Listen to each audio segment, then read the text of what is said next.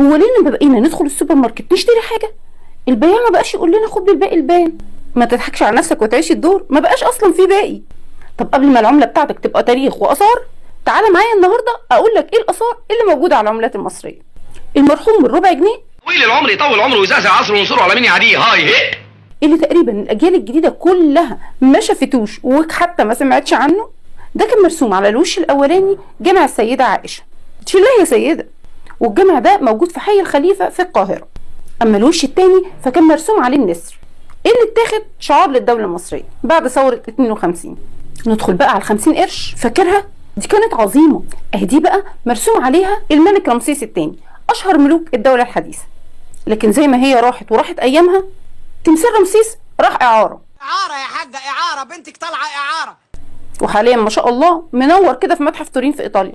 اما بقى الجنيه اللي بيصيف معانا ومقضيها بلبطه وعم، طالع نازل، قصدي نازل بس، ده بقى مرسوم عليه معبد ابو سمبل اللي بناه رمسيس الثاني، اللي كان مرسوم على 50 قرش، فاكرها؟ بس الحمد لله معبد ابو سمبل لسه موجود في مصر وما هاجرش اي حته. اما بقى الناحيه الثانيه من الجنيه فمرسوم عليه جامع قنتباي اللي موجود في مصر القديمه بالظبط جنب تيتو نتانا. ابتدينا نستظرف. ندخل بقى على 5 جنيه. طب ما هي خضرة وجميله اهي، علشان كده رسموا عليها الاله حابي اله النيل ايام ما كانوا بيقدموا له القرابين علشان يرحمهم من الفيضان. دلوقتي برضو عايزين نميل عليه باي حاجه بس علشان ما يحرمناش من طلعته البهيه.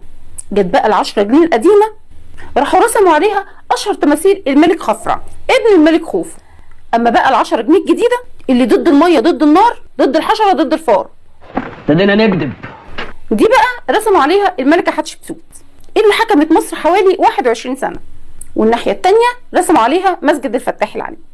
اما بقى ال20 جنيه الجديده اللي ابني بيرفض ياخدها مصروف مش في الشهر لا في اليوم، دي رسموا عليها بقى مسجد محمد علي اللي موجود داخل قلعه صلاح الدين. والناحيه الثانيه رسموا عليها العجله الحربيه اللي ظهرت وقت هجوم الهكسوس على مصر. ال50 جنيه بقى بارك الله فيها، دي تخيل كنت باكل بيها من الماكدونالدز.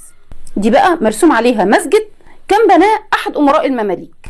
ندخل بقى على الجامد اللي كان بيجيب من الاخر، ال100 جنيه.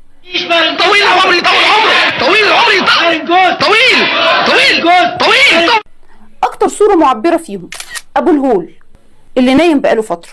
اما الناحيه الثانيه فمسجد السلطان حسن. اخيرا بقى الورقه اللي بنندم لما بنفكها، ال200 جنيه اللي مرسوم عليها الكاتب عمال يكتب، والله ما فاهمين بيكتب ايه، بس تقريبا كده بيكتب علينا كمبيالات.